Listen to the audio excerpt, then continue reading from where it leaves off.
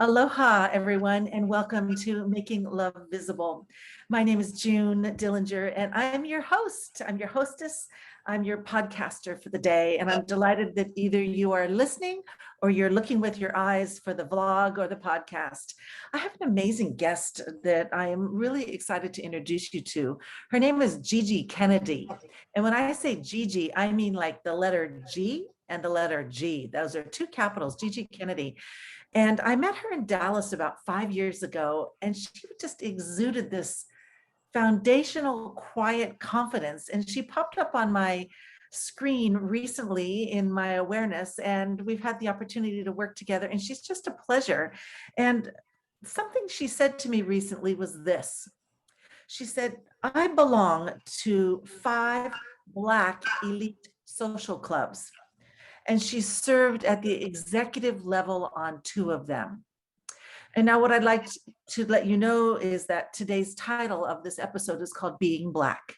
Let me welcome GG Kenney. Yay, GG, welcome. Thank you. Thank you so much, June. I'm not even sure where to begin, but I do know that when you told me that you belonged to 5 Black elite groups, I said to myself, I need to know more about this woman. Could you just share a little bit of your background and how this came to be? Because this is going to be a very interesting topic for me, clearly, because my spirit lives in some white skin and your spirit lives in some brown skin or black skin. So tell me a little bit about you. Let's share with our audience. Okay, well, thank you. The first thing I'd like people to know is that Black organizations were founded and chartered because there were white organizations that would not let Blacks be a part of them. You know, Jim Crow and, just generally over, throughout history, that's the way things have been.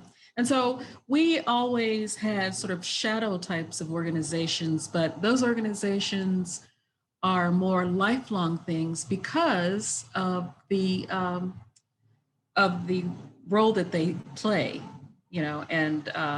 So for example, when I graduated from Northwestern University, and the Alpha Kappa Alpha sorority appealed to me because my mom had been one and my aunt and, that sort of thing. Well, we were 18 years old and I'm a member still today, 5 decades later.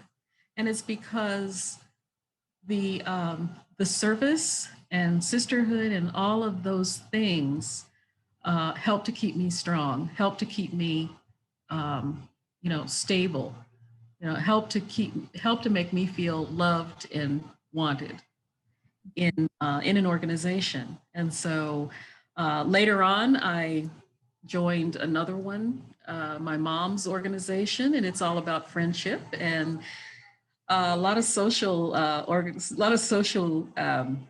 activity. And so I've stayed in that one for 35 or almost 40 years. And then others came along because people knew me and they thought that I'd be fun to have in the group. And then the 5th one actually is an auxiliary group for my husband's fraternity, which is Kappa Alpha Psi. And they are the only fraternity that officially has an auxiliary group where they have wives, widows, they have, all the women, and we help them to do all of their service stuff. And so I served at the executive level at that organization as well. A lot of activity, but I always worked in areas where I had head work. And this provided an opportunity for me to do heart work. I see. So I was sort of separated in that way, compartmentalize those things. And that's why those organizations have always had such an importance to me. That makes complete sense because I know you have a Bachelor of Economics from Purdue, or it's a master's, an MBA, I guess is the proper term. And to me, that's all head work. And so I can see why heart work would make a a huge difference. And as I'm listening to you, I'm noticing this bubbling up of ignorance on so many levels. It's almost frightening. I could almost bring myself to tears because I remember on several of the conversations that we've had in the more recent past, when you referred to we, it was as if the we was not including me because I don't have brown skin. And I get it. But at the same time, I thought to myself, what kind of boundaries or what kind of barriers are your clubs able to break through, and the kinds of conversations that you have? Because as an executive of these social clubs, which are so vital to our existence, what kind of conversations show up around blending, if you will, or bringing separatism into a sense of oneness? Is that a logical question? That's a very logical question. And, I touched on this a little bit, and that is that the purpose of these organizations and the reason why they exist is pretty much separatism. I mean, you will find whites in some of these groups. It's very rare, but it's a place where we can feel safe among ourselves. It's almost sacred space. From the time we're born, we hear the word give back.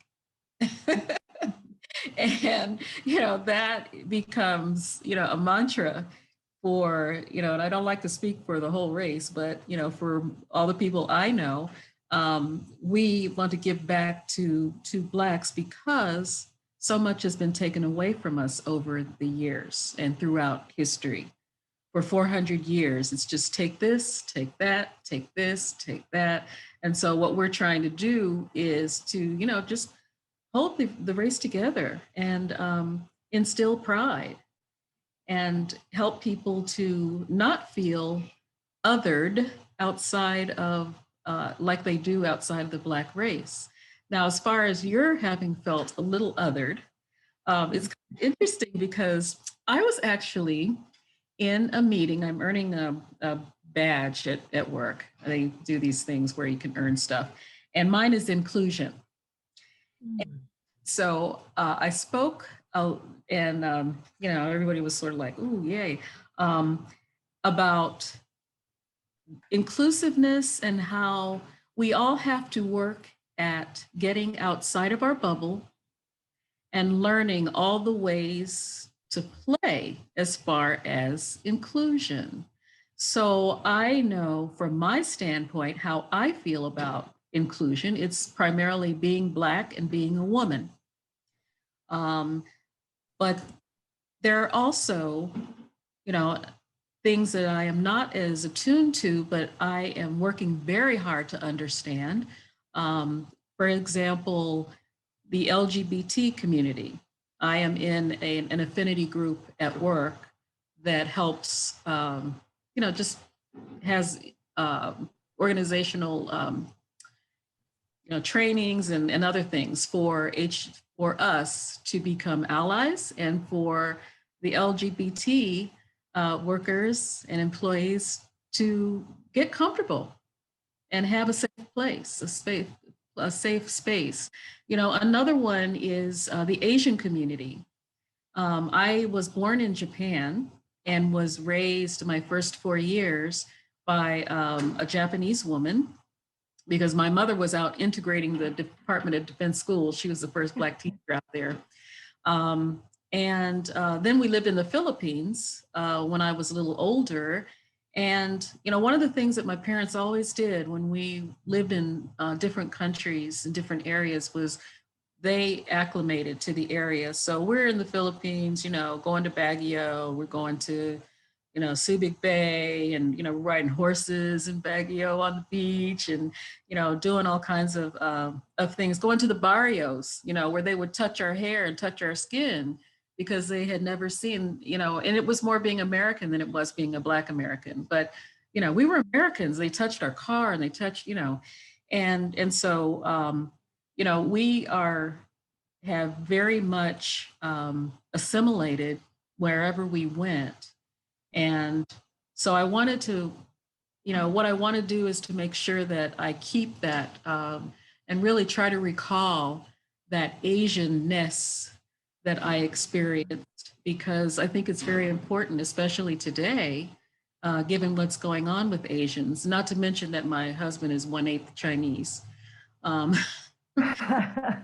And I was married to a Chinese man for 20 years, and my son is half Chinese. Yeah. May I share a thought? Sure, absolutely. So there's a word that comes to mind, and it's sacred.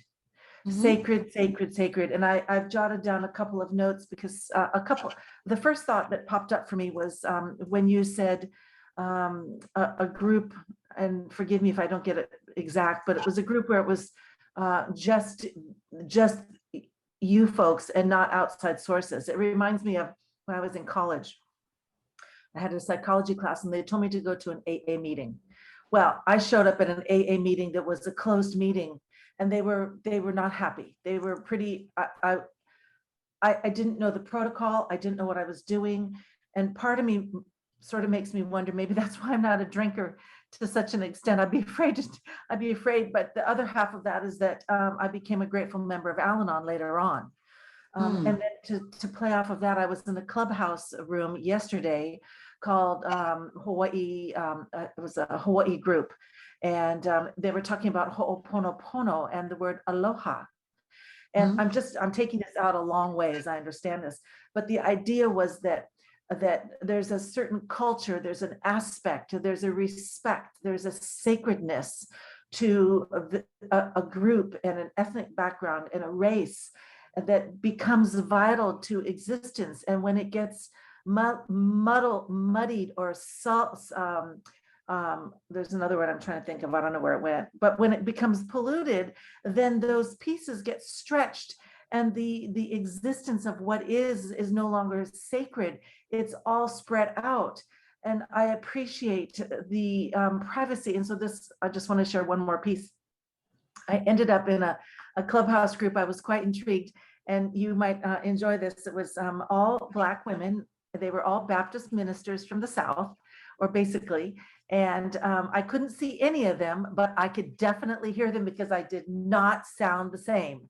And they were saying, Lord of this and Lord of that, and I'm going to read from the book of Isaiah. And it was so sweet. And then the minute I came on, of course, I sound very different. And I said, I'm Caucasian. I'm a licensed Unity teacher in Honolulu. They all turned on their microphones and they're like, child, I'm your new best friend. And all of a sudden I had all these new friends that I had created because I lived in Hawaii and because I was willing to step in, but I also sat back long enough to monitor, could I fit in? Do I have something worth saying? Could I be a part of this group? Could I be aloha? Could I come in without them even knowing, except that my picture is a Caucasian woman with bright red glasses and super white hair? So I think that monitoring of self involving environments that one is not aware or comfortable of is vital, because I wouldn't go to India and act like I knew what I was doing. I wouldn't go to Poland and act like I knew what I was doing. So I think that come from is really important. And so I'm wondering, in your from your perspective, how that lands for you. Well, I have always been one to look before I leap. Okay, I believe that, and that's come from having lived in 17 cities. You sort of, my father told me once when I was a little girl, we were talking about moving around, and he said, when you go to a city, observe and find out what everybody else loves to do in that city, and you start doing the same thing, and you will find you'll find that you're very happy. And so that sort of taught me to observe, sort of kick back, just like you did, and figure out, is this someplace where I really want to be? And, it strikes me that with the Black Baptist women ministers, well, you're a minister as well, and that is, that's intersectionality. That's a place where, they could understand, oh, okay, well, you know, she's one of us. Absolutely. You know, it oftentimes it doesn't really matter. Race doesn't matter as far as reaching out and being a part of things. I think traditionally we feel, well, actually, you know, there's an Asian woman who is very high up in the Kappa Alpha Psi Silhouettes, which is the auxiliary group, you know, and she says she gets looked at a lot and people kind of discount her a lot, but she is gung ho in there, you know. And in my husband's fraternity here in Dallas, suburban Dallas, there's a white guy who pledged. And aside from being, you know, just physically awesome, uh, and a DJ, he commands attention, and you know, he is phenomenal. You know, married to a Black woman and everything, but you know, race doesn't have to matter. You know, it's really attitude, it's really your personhood, your persona, and what you have to give, and what your gift is that intersects with the gifts of all the others in the organization. I definitely agree with that. I grew up, I was adopted at birth, and my father was a paraplegic. He was paralyzed from the breast line down after an automobile accident while he was going to medical school at Yale. And so I grew up sitting on his lapboard. And I often think that I like to believe that my broad-mindedness came from being raised in such a way that we were out doing our lives. And people would look at us like he was a hunchback or what was his problem, because back in the 60s and 70s, people just were really not out in their wheelchairs, rolling around in life, going to fairs and doing stuff. Driving, he drove a car. And I guess I want everybody, my friends are like, Junie, are you going to invite one more person? I'm like, yeah, I'm going to invite one more person. And I've really had to halt myself from not making big events, but to really being with just one person at a time so I can honor that person. But also get to know myself as a reflection of what am I busy creating here and why do I want to know them? And so in getting to know you over the last several months, it's been such a delight. And the separatism, it just doesn't feel that way, and I don't want it to ever feel that way ever with anybody. But there's something also called fear, and fear has a way of getting in the way for multitudes of reasons. And so I'm wondering, over the years, how have you dealt with fear in being Black as the color of your skin, but the beingness of who you are is just who you are. So how has fear shown up for you? Well, it occurs to me as you ask that question that fear as a result of being Black is no different from other fear. And I'm going to give you an example. When I was working in brand management at Kraft, I was kind of afraid to speak, but that wasn't because I was a Black woman. It was because, you know, I was young and new, and, you know, and I just was sort of taking it all in before I would be able to speak intelligently, because, you know, that's kind of the goal. And I remember speaking up one time when I'd first gotten there. And you know how you're around a conference table, everybody is in this big meeting and everything. And, you know, the head guy, and at that time is always a guy. Probably, was he white too? Yeah, of course. And he, you know, asks a question, and, you know, everybody's sort of, you know, just sitting back. Well, I very meekly answered the question with a little funny little pun. And he said, that was good. That was good. Who said that? Who said that? You know, and everyone said, oh, it was her. And he was sort of like, oh, yeah, you know. Interesting. So Yes. so all of a sudden, the idea, the pun, the whole thing just kind of went flat because Because it was so big, and then it got They got Yeah, yeah. squashed. I wasn't when one of there his was, people. And oh, so that was a lesson learned that, you just don't stop. Don't stop being who you are. Speak out, do what you're going to do. Other people are going to do what they're going to do. And, right. um, you know, so just keep going.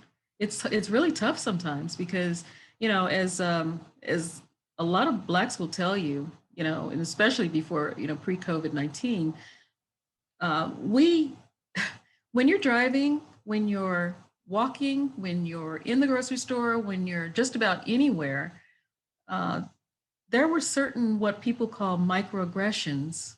I call them, assaults. I don't believe in Microaggression, is that the word I'm looking for? microaggressions. Yeah, that is Or assault? yeah, that is sort of a way of saying that somebody did something to you that was race related. I see. You hear about, Karens, you hear about, walking Yeah. while black, riding your bicycle while black, playing with a toy gun while black. And, these are very serious things because these all resulted in the deaths of innocent Black people. But I don't have the fear anymore corporately, but I do every now and then, I have a bit of trepidation about going to the store. Now I hide behind my mask, but before then I would just avert my eyes from everybody because you know what? I just don't feel like dealing with it today. I don't feel like dealing with your, yanking your handbag away from me. I don't feel like, you breathing out on me because you don't want to breathe in when I walk by because you think I don't smell good. There are things that I just don't want to deal with after work, when I'm going to the grocery store.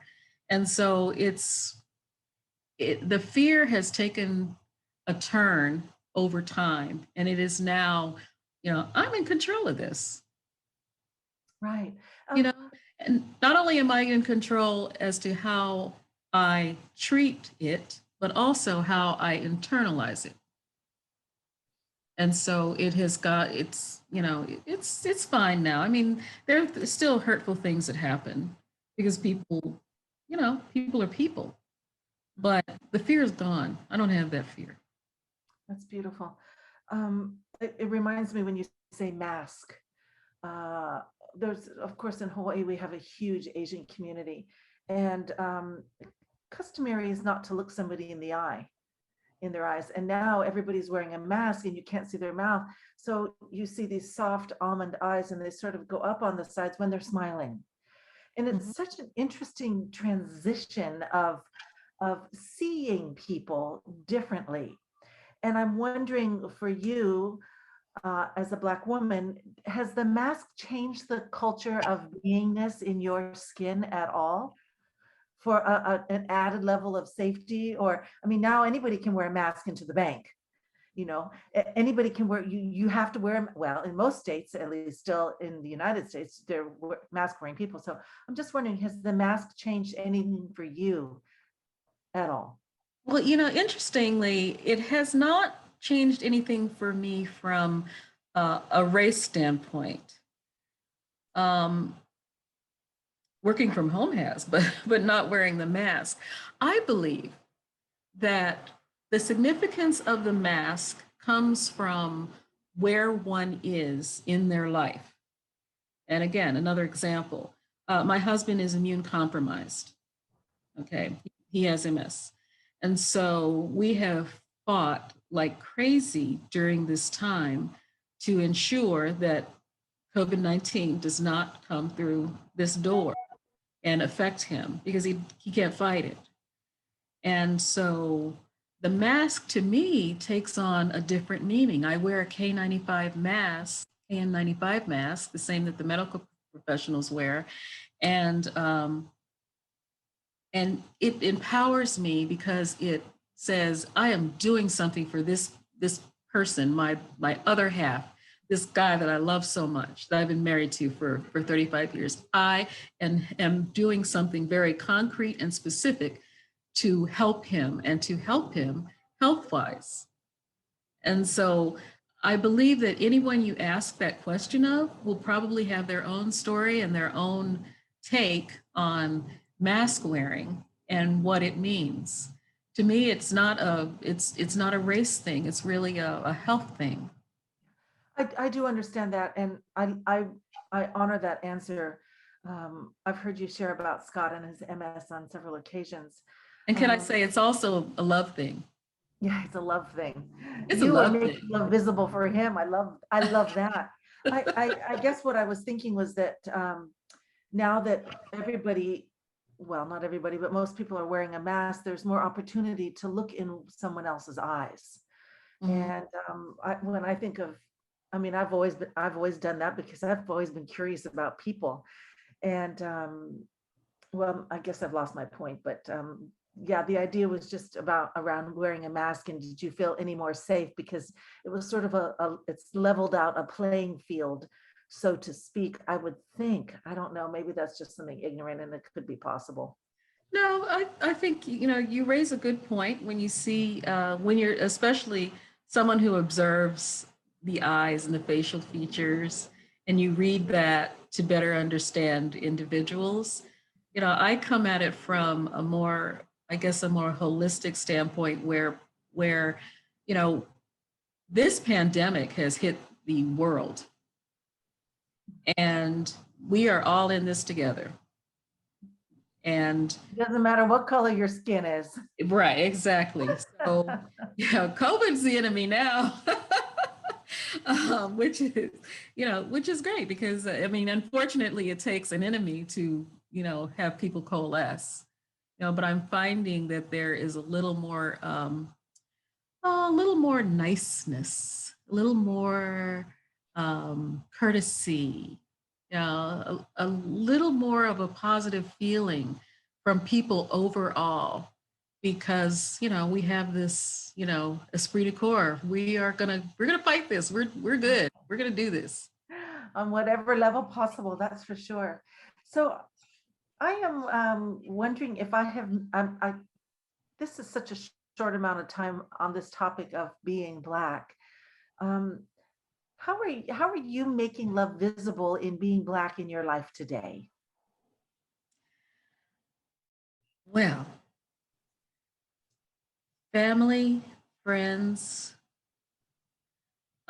people with whom I am in organizations.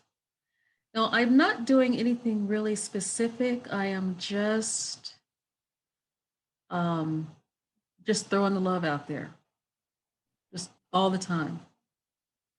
And people respond very well to that.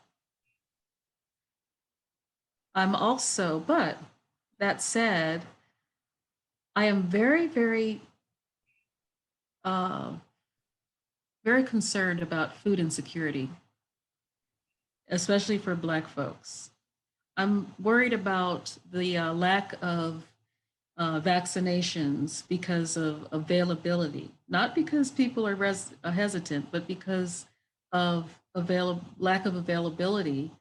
You've got retail deserts in certain communities. There is no CVS, there is no Publix, there is no, they would never find themselves opening a store in those areas. But those are the people who are supposed to be giving out the vaccines, administering the vaccinations, you know.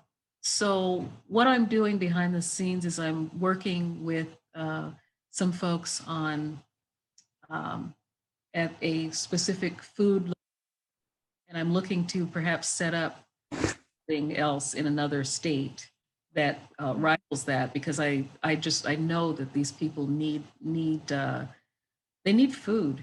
College students don't have lots of food insecurity, and also health, and that to me that means getting fully vaccinated.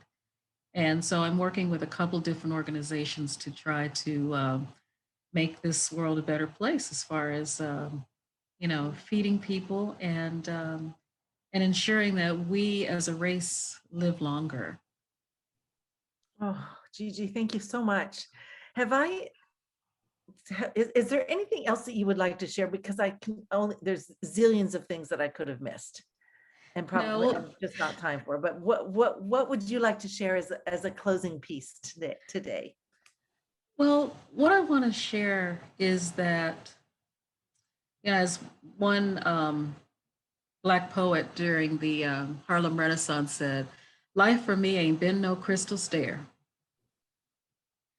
And while I talk about, you know, riding horses on the beach in the Philippines, about, many other types, good things that have happened in my life, I could tell a story. I mean, there is a litany of things that have helped me to grow and to appreciate my Blackness, and have made me very wary of certain white institutions. Um, and so I'm not one of those, Black folks who has, just kind of slid down a staircase and, everything is cool. No, not at all. And I can tell you probably about 10 different stories. I'm going to tell you just one short one, and that is that my brother was called Baby Gorilla by all of the Black golfers. My father was a big, big golfer. He turned down a golf scholarship at a Black school because his father said, "You're not going down there and get killed in Jim Crow." So he went to Ohio State. And my brother also went to Ohio State. But before that, we were in South Carolina, and he tried out for the golf team at the school and did so well. And they said, "There's no way that we can't let him on this golf team, but then there's no way that we can." And so, because of the places where they had to play golf, they were totally segregated. And so, do you know that school canceled its entire golf program for 4 years while my brother was in high school there? And the year after, yeah, the year after he left, they reinstated the golf program. So what that says is that, sometimes racism is so deep, it runs so deep that people would rather deprive themselves of things and hurt themselves and their own families and friends than to let a Black person um, do well and excel or exceed. Oh my gosh. So I just want to leave everyone with the fact that, yes, I have had a great life, but it has not gone without, I have not gone without these microaggressions, these, assaults, insults, things that I can turn to in my life, um, that that really shaped me and really hurt me a lot. And so consequently, Scott and I are doing these anti-racism groups, and we do 4-week groups. And you can get in touch with June if you'd like to be a part of one of these groups. It's a safe place where we talk to primarily white people about anti-racism and answer all those questions that you're afraid to ask anybody about race. And they're 1.5-hour sessions once every 4 weeks, and they usually want to go longer. Come on, let's do another week. Let's do another week. Because we end up uncovering so much and unpacking so much for people. And so rather than to wallow in the hurt, we are choosing to do something about it. I love hearing that. I feel like you were just reading my mind, because I was just getting ready to ask, where can we send listeners and viewers for information that will broaden themselves, their horizons, and the possibility for more kindness in the world? And the next thing I knew, you said. So what we'll do is, for the audience, we'll just go ahead and hashtag that, and I'll make a note in both the vlog and the podcast. Gigi, it has just been lovely having this conversation. This last part, all of a sudden, my mind was on fire with like 100 more questions, and there's just only so much time. I want to thank you from the bottom of my heart.